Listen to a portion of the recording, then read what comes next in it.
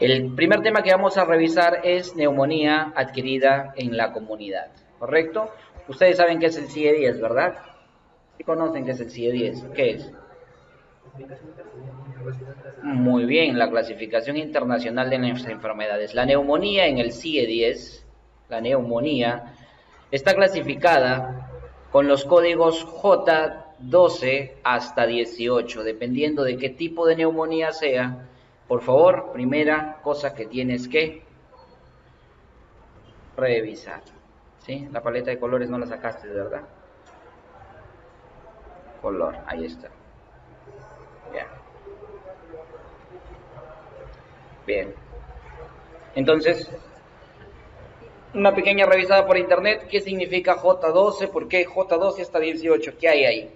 Primer punto, neumonía adquirida en la comunidad, ¿sí? ¿Qué significa eso? Que los patógenos no se van a adquirir en el hospital o dentro del hospital, es decir, que tenemos una clasificación a lo macro de neumonía de la comunidad e intrahospitalaria. ¿Cuál creen que es el más complicado? Intrahospitalaria, ¿por qué? Porque los patógenos que los adquieres en el hospital tienen mayor resistencia, ¿verdad? La neumonía es una inflamación de tipo infecciosa, hay un agente patógeno, no es de la nada, sino es por el aire que me entró aire frío, como algunos dicen, sobre todo los pacientes, sino de naturaleza infecciosa del tracto respiratorio inferior, y esto es lo importante, inferior, tracto respiratorio inferior, no del superior. Si hablamos del superior podemos tener una laringitis, bronquitis, traqueitis, etcétera, ¿sí? Bien, clínica, ¿cómo es la clínica de esta neumonía? El inicio, ¿cómo es de los síntomas? ¿Qué síntomas tienen? El síntoma más importante es, uno de los más importantes es la tos con expectoración. Lo que botas con la expectoración se llama esputo, ¿sí? Este esputo es mucopurulento. Yo me puedo dar ¿cómo se puede? El beneficio de escribir con siglas. Tú tienes que escribirlo como tal, ¿correcto? Porque de ahí no te acuerdas qué significa MP. Esputo mucopurulento, ¿sí? O herrumbroso. Herrumbroso. ¿Alguien sabe qué significa herrumbroso? Como óxido, ¿sí? Como óxido, como chocolate, así. Eso significa herrumbroso. Perfecto. ¿Sí? Ahora, para preguntas de ENAN, de salud, cuando te dicen paciente con clínica neumónica y te dan dentro de su descripción esputo herrumbroso, eso es típico del patógeno más común que causa la neumonía. ¿Cuál es el patógeno más común que causa la neumonía? El Streptococo pneumoniae. Entonces, tos herrumbrosa es típica del Streptococo pneumoniae.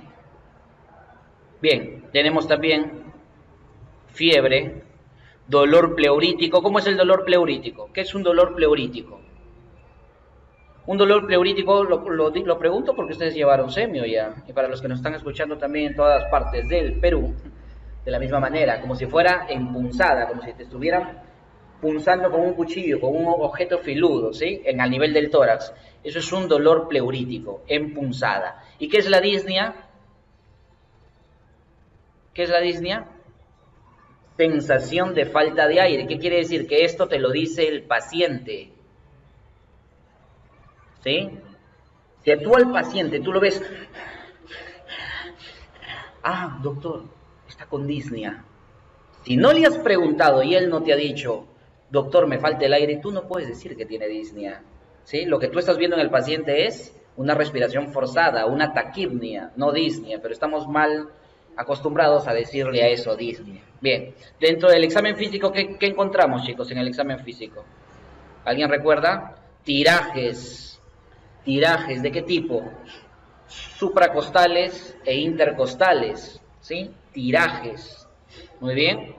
¿Te acuerdas de esto? Amplexación disminuida, ¿sí? Amplexación disminuida. ¿Qué crees que significa si pongo VV aumentada? Vibraciones vocales aumentadas. No tengo que explicarte esto porque es semiología, ¿sí? ¿Qué más? Aumento de la matidez a la percusión. Tú sabes que cuando yo percuto la zona intercostal en pulmón, ¿qué encuentro? ¿Cómo se llama cuando yo percuto la zona intercostal? Timpanismo. Entonces acá no vamos a encontrar timpanismo porque hay consolidaciones. Este es un síndrome de consolidación en el pulmón. Entonces, matidez. ¿Bien? ¿Te acuerdas cuál es el soplo característico de la neumonía? Te lo enseñaron en semio. El soplo característico. El crepitante es un tipo de estertor. Soplo tubárico, ¿sí? Soplo característico en neumonía. Soplo tubárico. Si yo te digo broncofonía, ¿me puedes decir su sinónimo? Pectoriloquia, si no lo sabes lo revisas, ¿ah? Broncofonía o pectoriloquia se puede apreciar dentro del examen físico de tórax y pulmones, ¿sí? El famoso pecho que habla, ¿bien? Broncofonía o pectoriloquia. Perfecto, ¿hasta aquí alguna pregunta? Ya. Esta es la clínica, chicos, la clínica típica. Clínica típica. El inicio de los síntomas es brusco, un inicio brusco, ¿correcto? Muy bien, un inicio brusco, porque si el inicio de los síntomas es, ¿qué significa brusco? Que todo se presenta, todo esto evoluciona en menos de 2 días. Si es una semana de inicio y coincide todo el examen físico y la clínica del paciente con esto, y tú dices, no, esta es una neumonía, pero evolucionó en el lapso de una semana y es una clínica atípica. ¿Para qué me va a servir saber si es una clínica típica o atípica? Para yo pensar en el germen, ¿sí? El germen. Entonces, desde ahora, hay gérmenes que producen clínica típica y gérmenes que producen clínica atípica. Perfecto. ¿Qué exámenes auxiliares crees que le voy a mandar? Ah, bueno, nadie ha preguntado. Albert, ¿hiciste la típica? ¿Cómo es la típica? Atípica.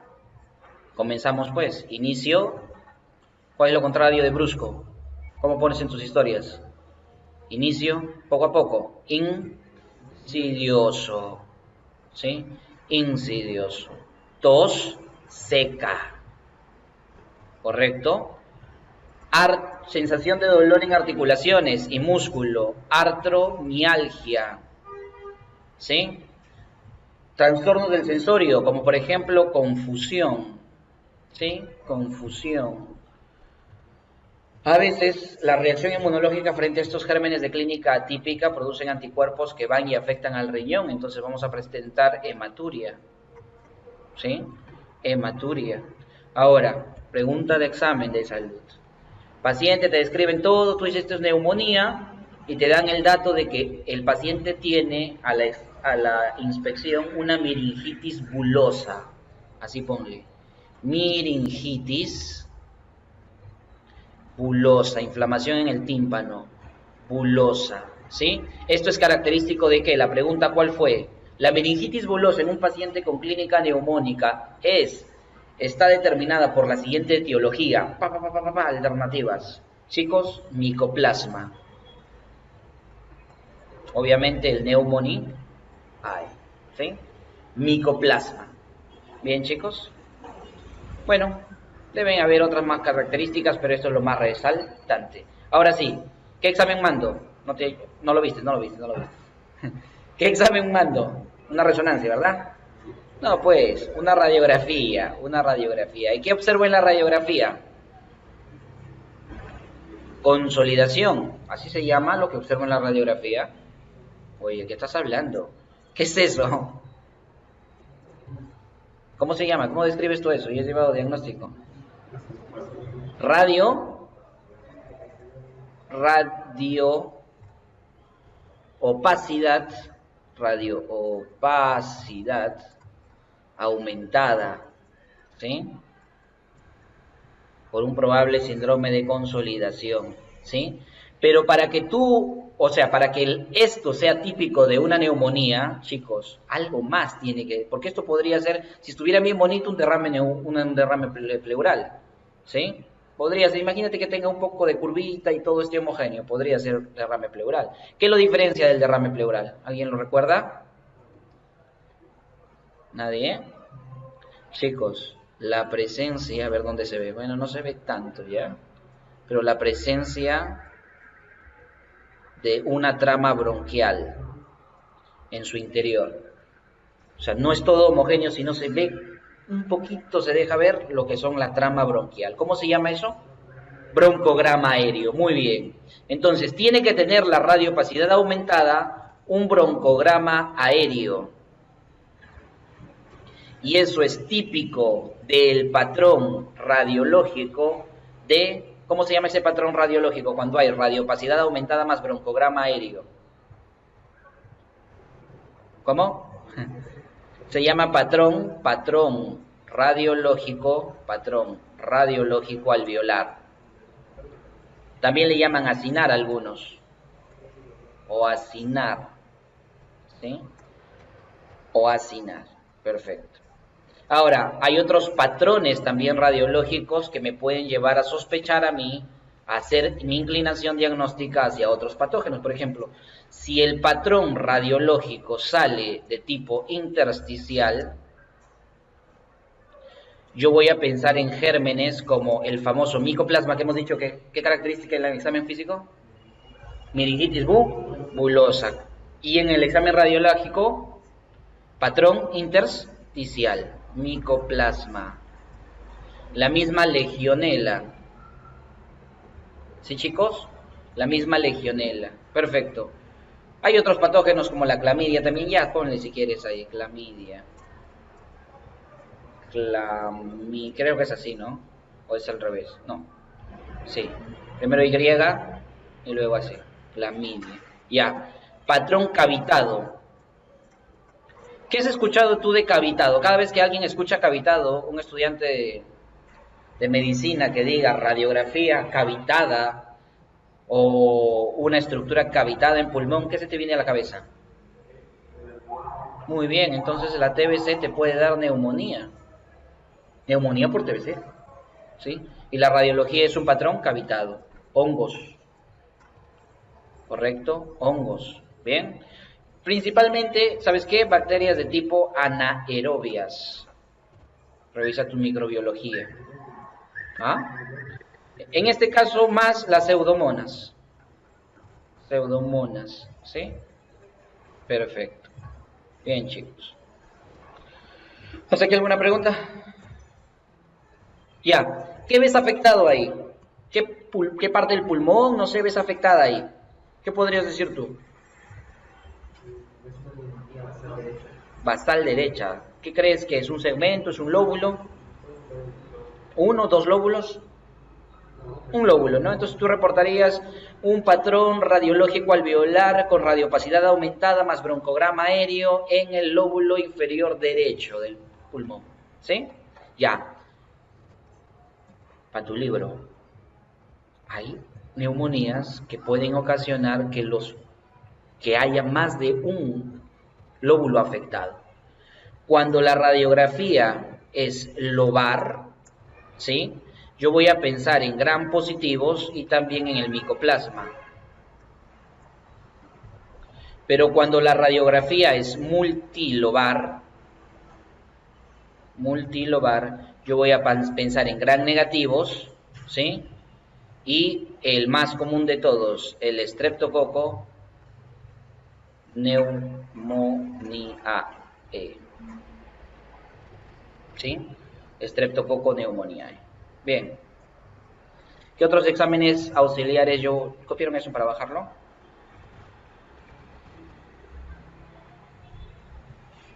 Bien.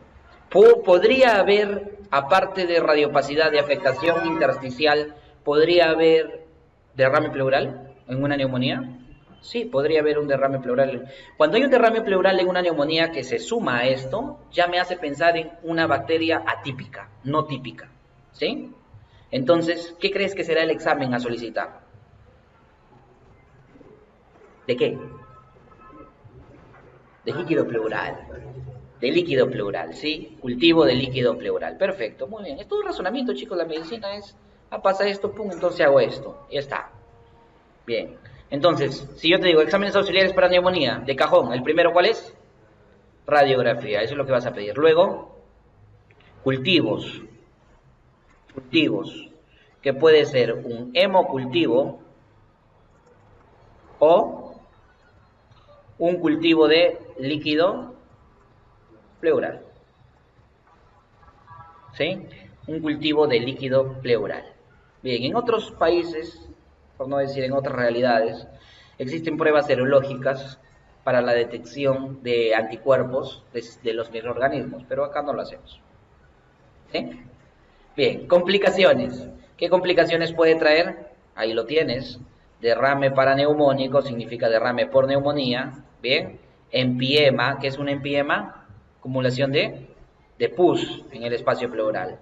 Atelectasia, que es el colapso de las vías aéreas, ¿sí? Colapso pulmonar. Tú sabes que en la radiografía, ¿cómo sé que el pulmón ha hecho atelectasia? Desviación de la tráquea, al lado no afectado, ¿verdad? Sí, dices. Al lado afectado, perfecto. Abscesos pulmonares y bronquiectasias, perfecto, problemas a nivel del bronquio. Muy bien. ¿Qué más? Ahí está. Etiología, ya vimos complicaciones. Vámonos primero, antes de la etiología, a fisiopato. ¿Sí? A ver, fisiopatología.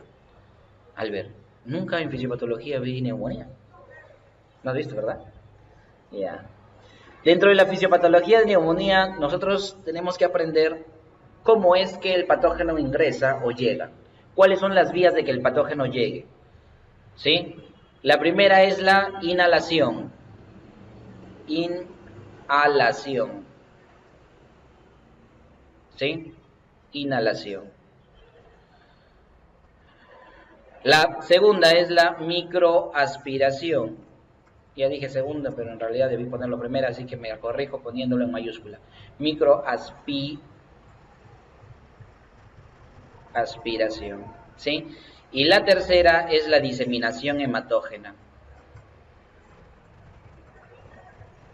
¿sí? Diseminación hematógena. ¿Te acuerdas cuáles son las bacterias que tienen mayor cantidad de población en la piel? En general, como género, son gram positivos, los estafilos y los estrepto, ¿sí? Son grandes pobladores en piel. Tú te haces un corte, ingresan los estafilos, ¿sí? Los estreptococos. ¿Hay neumonía por estafilo por estrepto? Claro que sí, ¿sí? Entonces, ¿qué pasa si tú tienes un paciente que tiene una neumonía, aíslan, hacen un cultivo y sale positivo para Staphylococcus aureus? ¿Cuál crees que es la vía por la cual llegó ese estafilo al pulmón? ¿Qué tipo? EMA. Lo más probable es que el paciente haya tenido un corte, no se haya curado adecuadamente y producto de ello, una semana después, ocasionado una neumonía. Por un corte, mira, fíjate. ¿Sí? Entonces, eso que quede claro, porque es tipo pregunta, ¿no? Neumonía, que en su fisiopatología se explica por diseminación hematógena, Staphylococcus aureus, el patógeno más importante y más relevante, ¿sí?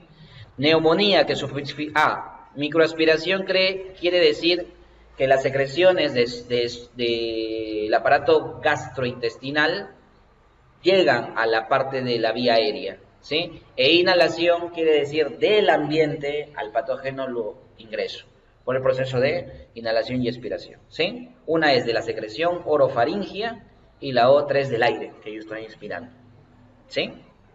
Muy bien. Cuando hablamos de microaspiración, nos estamos refiriendo a todos estos de aquí. Entonces, ¿cómo hacemos? Le ponemos así. Letra A, letra B y letra C. ¿Sí? Los de microaspiración son todos estos del primer grupo. Su fisiopatología es por microaspiración. ¿Sí? Este tercer grupo, la fisiopatología lo tienen por inhalación. ¿Qué letra es la inhalación? Uy, corrígeme pues. Letra B es microaspiración. Y aquí es por inhalación, o sea, letra A. ¿Bien? ¿Y qué crees que es el último? O sea, yo para recordar tengo que dividirlo así, ¿no? O sea, eso me ayuda, ¿te has dado cuenta el truquito? A dividirlos así. El último, letra C, o sea, diseminación de tipo hematógena, perfecto. ¿Qué crees que será el Mycoplasma pneumoniae? Casi. Son dos, la A y la B. O sea, tiene fisiopatología que se explica por microaspiración y por inhalación. Ahora, si tú tuvieras que resumir en una sola palabra al grupo de la inhalación, ¿quién sería? ¿Cuál sería la palabra para que recuerdes?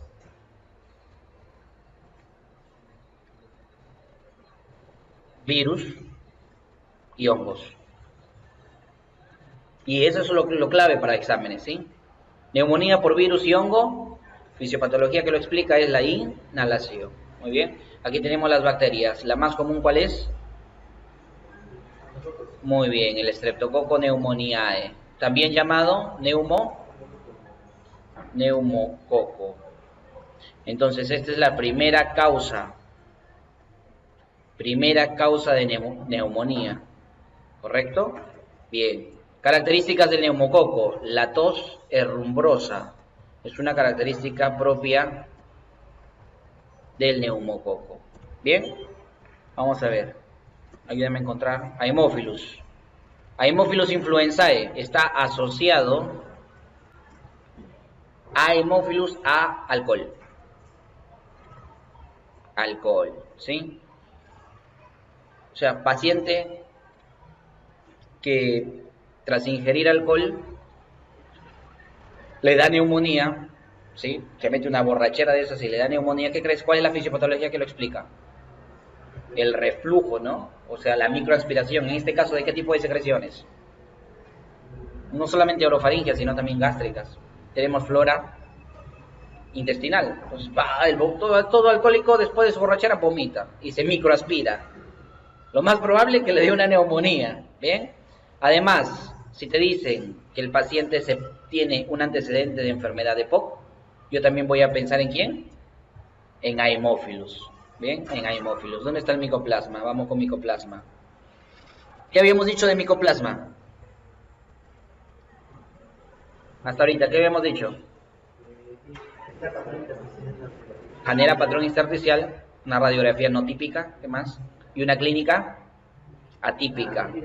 Y una de las características es la meningitis bulosa, ¿sí? El micoplasma es la primera causa de neumonía atípica. Atípica. Entonces, primera causa, el Streptococcus de neumonía típica, el micoplasma de neumonía atípica, ¿sí? Ahora, si el paciente que tiene neumonía cursa con un eritema, con un rash, ¿saben qué es rash? Un rash morbiliforme, entonces eso también me hace sospechar altamente la posibilidad de que su neumonía es por un micoplasma, rash morbiliforme, ¿sí? Más aún, preguntas de residentado, si el paciente cursa con anemia dentro de su clínica, anemia hemolítica, entonces eso es micoplasma. Bien, de acá a ver a cuál vamos a ver, la legionela. La legionela es una bacteria que vive en lugares donde hay mucho calor. Usualmente acá no tengo, pero antes teníamos en el otro local aire acondicionado, ¿sí? Entonces el aire acondicionado hay una zona que está caliente y para caliente, ahí habita la legionela. Entonces una persona que recién ingresó a un trabajo, ¿sí? Porque en la entrevista, en la anamnesis tienes que preguntarle toda su vida. Entonces te dice, el paciente tiene una clínica neumónica y tú le estás preguntando, y señora, ¿y en qué trabajan? Recién he ingresado a trabajar en oficina. ¿Y en su trabajo hay aire acondicionado? Sí, hay aire acondicionado. ¿Y cuánto tiempo ha estado ahí? Recién llevo 15 días y está viniendo emergencias por una clínica neumónica. Una disnea, tos, ¿sí? ¿Por qué alza de temperatura? ¿Y por qué fiebre? Porque ¿qué habíamos resaltado como palabra clave en neumonía? Infecciosa, ¿sí, chicos? Entonces, lo más probable es que esa neumonía sea por legio. Nela, cuidado, lo vayas a botar con el cable. Bien, entonces, ¿asociada a qué? Al aire acondicionado. ¿Sí? Aire acondicionado. Y usualmente en la clínica, usualmente hay hematuria. O sea, da una clínica de tipo atípica. ¿Perfecto? Virus. Nos estamos olvidando de los virus. Virus que producen neumonía. ¿Qué es el virus BSR? ¿Qué es? Muy bien. Virus sincitial respiratorio. La influenza y la para influenza. Bien, para influenza. También tenemos el adenovirus. Son los 4 principales. Adenovirus. Muy bien, chicos. Perfecto. ¿Y qué más? ¿Estafilococos aureus? No. Ya. Me estaba olvidando acá de una imagen, chico. ¿Y para qué me has traído a Batman y Robin, Albert? Dentro de todo lo que hemos hablado, esta imagen es una imagen que me hace recordar cosas características de la neumonía. Batman y Robin, ¿cuándo salen? La clínica neumónica, la clínica empeora en la noche. ¿Sí? Entonces, esto me ayuda a recordar muchas cosas. La clínica empeora en la noche, entonces me hace recordar eso. Ya, ¿qué más? ¿Qué ves en el Batman y Robin? Están tosiendo, ¿verdad? Tos con expectoración, no es cualquier tos. Ahí tú estás viendo que está botando secreciones. Tos con expectoración. Ahora se ven como agotados, ¿no? Y en el tórax se han dibujado 2 rayitas, como si estuvieran con respiración forzada, o sea, tienen disnea. ¿Bien? ¿Qué tenemos aquí? ¿Botellas de qué? O sea, está asociado a neumonía. Es un factor de riesgo, es el alcoholismo para la neumonía. ¿Qué más? El carro, ¿qué crees? ¿Cuál es la clave del carro acá? La contaminación ambiental también es un factor de riesgo para neumonía. ¿Y qué tiene que ver el pajarito que está ahí? ¿Tú crees que por las puras está? ¿Qué tiene que ver el pajarito y su caquita? Ah, ¿qué? El Pneumocystis carini, o girovesi, perdón. Pneumocystis girovesi.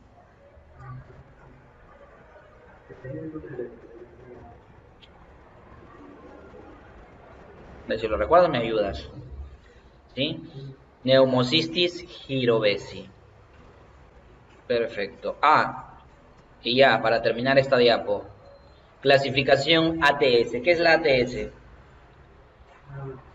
Es la Sociedad Americana del Tórax, ¿sí? Sociedad Americana del Tórax. Entonces, esta Sociedad Americana del Tórax divide a la neumonía y la clasifica en grupos.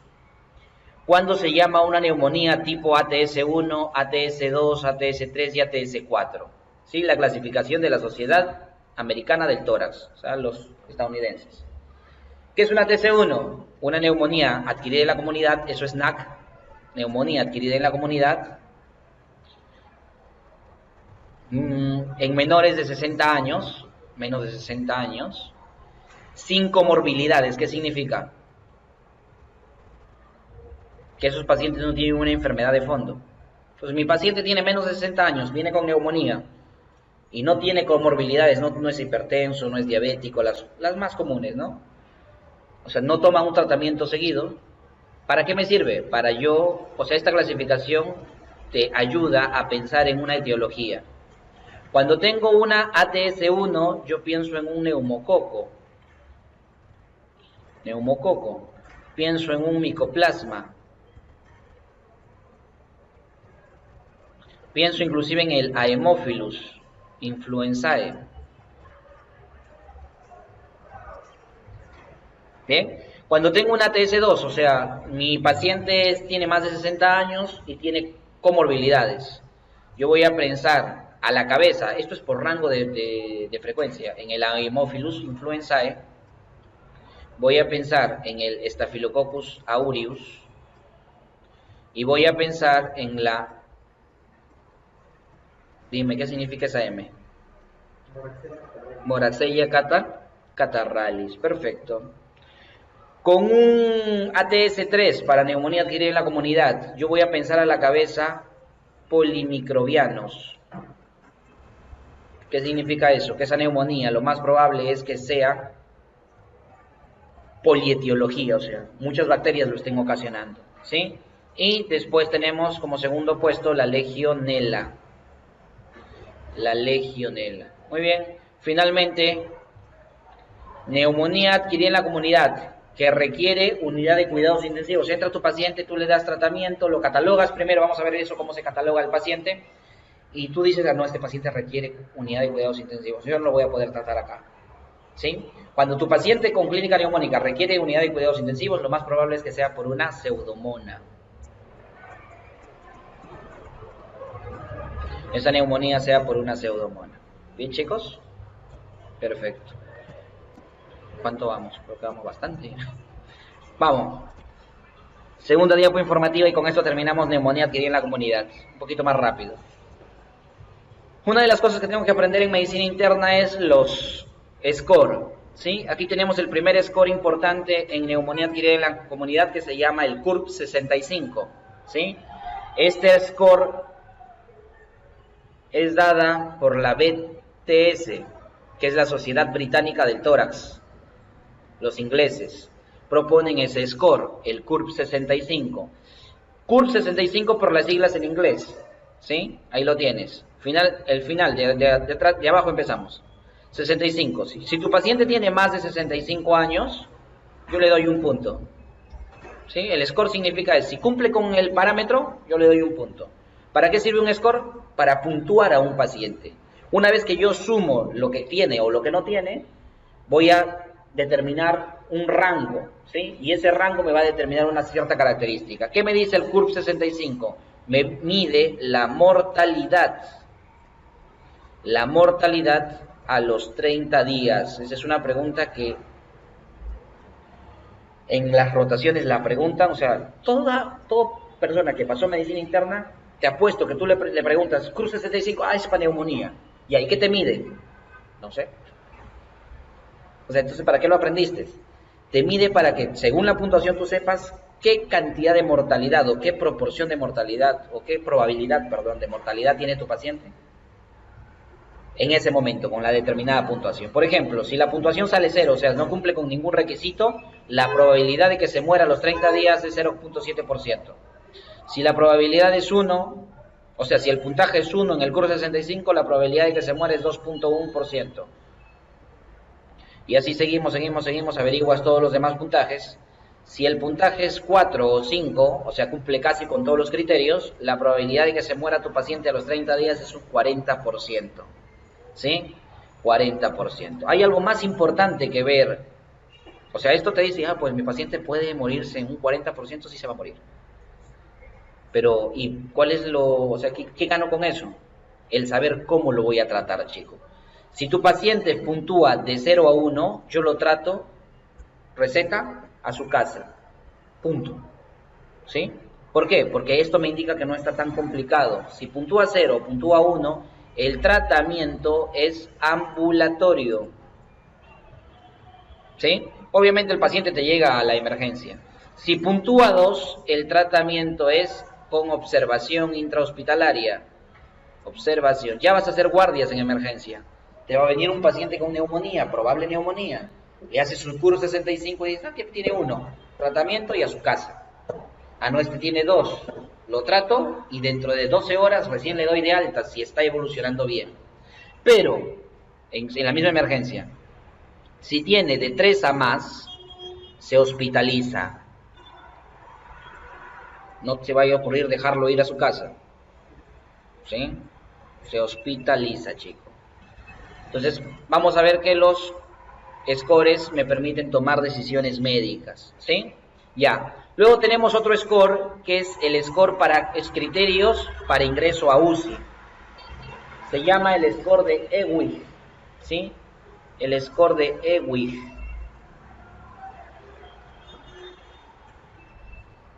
¿Quién lo da? Lo da la ATS,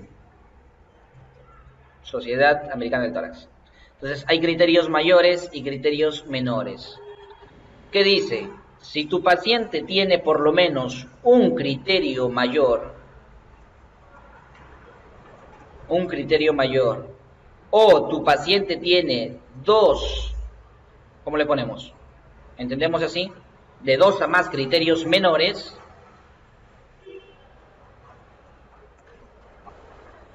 mi conclusión es llevarlo a UCI, unidad de cuidados intensivos, ¿sí? Si tiene un criterio mayor, cualquiera de los dos, necesidad de ventilación mecánica o shock séptico, y si tiene 2 o más criterios menores. Acá te he puesto solo 3, existen 7, 8, no recuerdo exactamente. He puesto los más importantes, los que te preguntan acá y los que te enseñan acá. Bien, hasta ahí creo que no hay nada como pregunta, ¿o sí? Hazla. Bueno, nada. Ah, ya, ¿qué pasó? RR viene de frecuencia respiratoria, índice respiratorio, ¿sí? Frecuencia respiratoria, más de 30. Lo otro creo que sí está claro, ¿no? Lo he pasado porque creía que estaba claro, pero si hay algo, me lo dice. Sí. Ya. Tenemos la clasificación de riesgo, ¿sí? Esto me mide riesgo. Se llama la PCI o FINE. ¿Qué sucede? Que esto es dado por los americanos. Es lo mismo que la BTS. A ver, no sé si me estoy dejando entender. O sea, mide lo mismo, el riesgo a que mi paciente se complique o muera. O sea, la puntuación que yo sume aquí me va a determinar si lo trato ambulatoriamente, si lo trato bajo observación en emergencias o si lo trato hospitalizándolo. ¿Sí? Si la puntuación es menor a 70, si la puntuación es menor a 70, tratamiento ambulatorio. Si la puntuación es menor a 130, obviamente y mayor a 70, tratamiento con observación en emergencia. Y si es más de 130, lo hospitalizo. Pero como te has dado cuenta, el score de FINE, como lo quieras pronunciar, o PCI, tiene un montón de criterios. Cuando estés en emergencia te vas a dar cuenta que viene un paciente, de ahí viene otro, o sea, tú tienes que definir rápido. ¿Tú crees que te va a convenir hacer el score de FINE en ese momento? Entonces prefieres hacer CURB 65, que es más rápido. Además lo tienes en el celular como aplicación y pones pum, pum, pum, pum. Obviamente lo que tú ves ahí, la presión, le mides la presión. La urea sí necesitas hacerle un examen de sangre para que te den el reporte de urea, ¿sí? Urea en sangre, ¿eh? No es urea en orina. Bien. Es el único, porque lo demás lo puedes medir tú. O sea, es más fácil. Ahora te pregunto, tú estás en tu emergencia, te llega un paciente con clínica neumónica y ninguno más te está llegando. ¿Vas a ser tan flojo de hacerle solo CURB 65?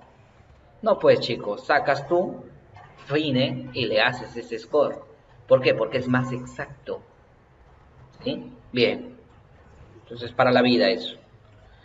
A ver, acá te dejo un algoritmo de tratamiento, eso lo revisas por favor.